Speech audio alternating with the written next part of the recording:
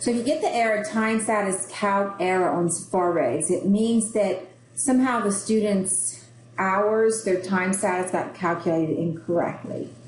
So there's a few things that you can do when this happens.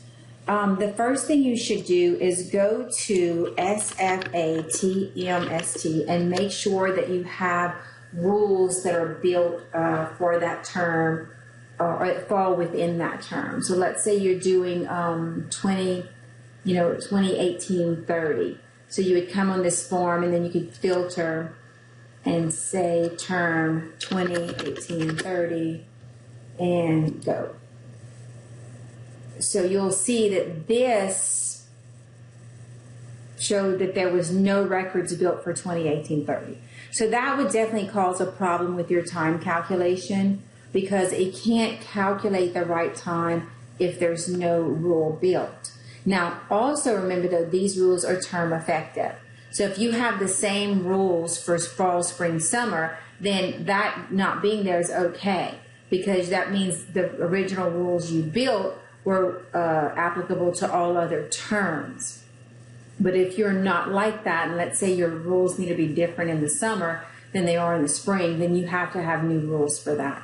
So the first thing you should come and check is just make sure your rules are built for that term, and it just means term effective. So if you built them in 2019-10, you're running 2019-20, check your 2019-10 rules and make sure they're okay. If you were missing rules, you would enter the rule that you were missing, and then you would go and run the batch process to calculate time status again. So you would go to SFAREGS and rerun the batch process to calculate your time status.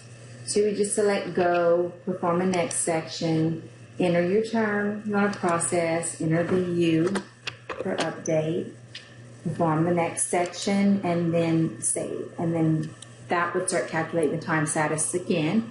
You would want to check once it's done to make sure it completed successfully and it didn't encounter any errors.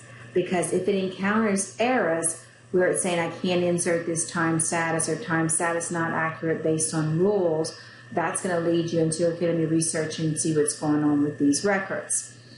If you go through all that research and you still can't figure it out, that's when you submit a service request for assistance from a specialist. Now I'm going to go ahead and I'm going to look at the output from this file just to see if there was any errors in it.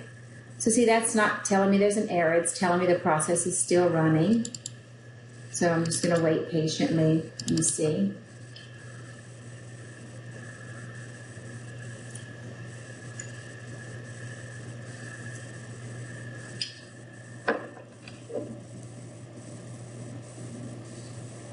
And while we're waiting, I will say the one time I've seen where this was a problem was because the student was a non-credit student.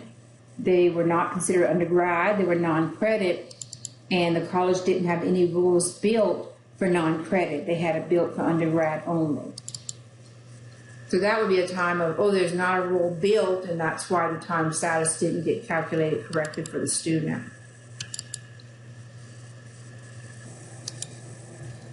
So I'm going to double click on my .list file and see.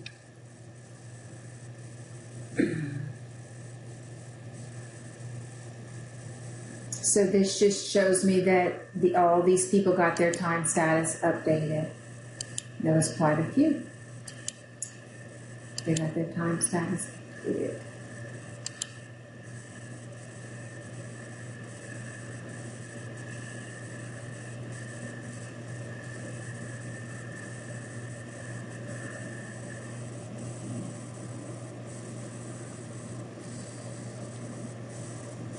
So once again, that's what you would do if you get that error. Check, make sure you have rules. Check the student's SFAREGS records, because that's where you would see if the student was not an undergrad but was listed as a non-credit student or CE continuing ed.